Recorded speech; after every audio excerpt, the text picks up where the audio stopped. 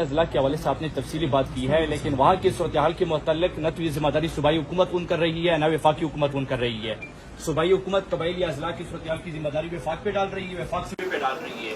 کوئی ہم کے حوالے سے دونوں صحیح کہہ رہے ہیں، دونوں صحیح کہہ رہے ہیں۔ تو دوسرا اگلا سر آپ سے ہے مولانا صاحب کے باقی دنیا مسلم ممالک میں جو ظلم ہوتا ہے مسلمانوں کے ساتھ، پورے ملک میں مظاہرے ہوتے ہیں، قبائلی اضلاع میں کشمیر جیسا ماحول بنا ہوا ہے، غزہ جیسا ماحول ہے، ڈرونز آ رہے ہیں، واٹر گوڑے گر رہے ہیں، عام شہری مر رہے ہیں، تو کیا آپ کا رائے عمل ہے آگے؟ سوال سے کیا کریں گے؟ ٹھوس اقدام کیوں اٹھائیں گے؟ جمعیت علماء اسلام سے بڑھ کر ملین مارچ کس نے کیے ہیں صوبے میں؟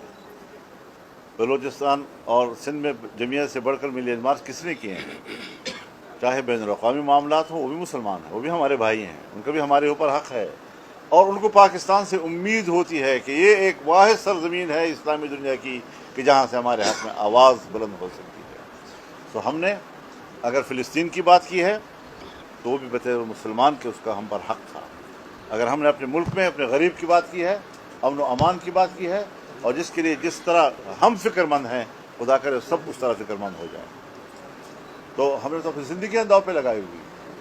اور یہ جو پشاور میں ہم نے ملین مارچ کیا تھا، آپ کی نظروں میں تھا، اس کی کیا عوامی پذیرائی تھی وہ آپ سب جانتے ہیں۔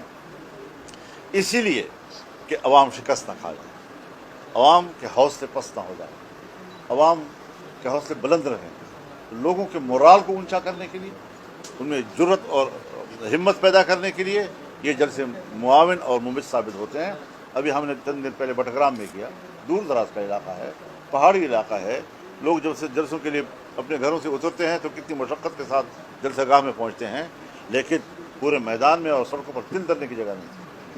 تو یہ قبولیت جو جمعیت علماء اسلام کو حاصل ہے، اس بنیاد پر ہم کہتے ہیں کہ اگر ذوالفقار علی بھٹو بڑے جلسے کرتا ہے تو لوگ کہتے ہیں جی حکومت آنے والی ہے، اگر نواز شریف بڑے جلسے کرتا ہے اور لوگوں کی پذیرائی جلسوں میں ان کو حاصل ہوتی ہے تو علامات ہوتی ہیں کہ حکومت آ رہی ہے، اگر بےنظیر بھٹو وہ جلسے کرتی ہے اور عوام کی پذیرائی جلسوں میں ملتی ہے تو آگے آنے والے حالات میں جمعیت علماء اسلام نے تمام کے ریکارڈ توڑ دیے، تمام کے ریکارڈ توڑ دیے ہیں۔ اجتماعات کی صورت میں عوامی پذیرائی کے حوالے سے کیوں راستہ روکا جا رہا ہے؟ کیا کوئی جمہوری تبدیلی کی بجائے کسی انقلابی تبدیلی کا انتظار کر رہے ہیں؟ کیا یہ عوام اسی طرح بیٹھے رہیں گے، خاموش بیٹھے رہیں گے، جلسہ کریں گے اور بس ختم ہو گئی بات؟ اگر عوام کی تائید ہمارے ساتھ ہے، کسی کے باپ کو بھی یہ حق حاصل نہیں ہے کہ وہ ہماری حکومت کا راستہ روک سکے، اور ہم لجاجت کے ساتھ بوٹوں کے حضور بیٹھ کر اقتدار نہیں مانگیں گے۔ جو آئین کہتا ہے عوام کا فیصلہ، عوام کے فیصلے کے انتظار میں ہیں ہم، انشاءاللہ عوام کا فیصلہ جمعیت علماء اسلام کے حق